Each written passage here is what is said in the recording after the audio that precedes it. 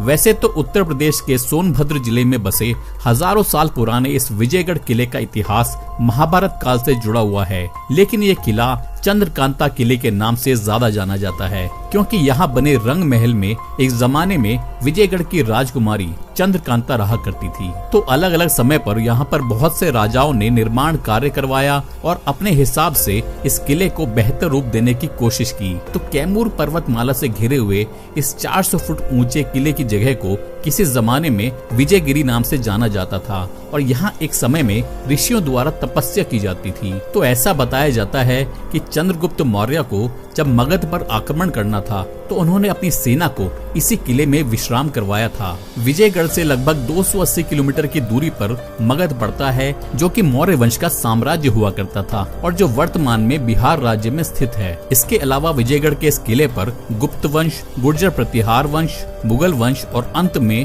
काशी नरेश चैत सिंह का भी राज रहा था। लेकिन मैं बता देता हूँ कि साल 1888 यानी कि 1888 में प्रकाशित देवकी नंदन खत्री द्वारा लिखे गए हिंदी उपन्यास चंद्रकांता ने इस किले को पूरे देश में प्रसिद्धि तो दिलाई ही थी, लेकिन साल 1994 से 1996 तक प्रसारित हिंदी सीरियल चंद्रकांता ने छोटे पर्दे पर ऐसी धाक जमाई थी कि विजयगढ़ का नाम सबकी जुबान पर छा गया। और फिर विजयगढ़ की राजकुमारी चंद्रकांता और नौगढ़ के राजकुमार वीरेंद्र सिंह की अमर प्रेम कहानी लोगों के बीच में चर्चा और रोमांच का विषय बन गई। इस किले के अंदर से ही एक गुफा के जरिए नौगढ़ और चुनारगढ़ तक पहुंचने के लिए रास्ता भी बनाया गया था और इन्हीं गुफाओं में खजाने के छिपे होने की संभावना भी अक्सर जताई जाती है। तो वीर गाथा, अय्यारों की अनसुनी कहानियों और तिलिस्म के खजाने से भरपूर विजयगढ़ के किले के तार आस्था से भी जुड़े हुए हैं। तो एक तरफ में यहाँ पर राम सागर तालाब है, जिसकी गहराई के बारे में आज तक कोई भी पता नहीं लगा पाया है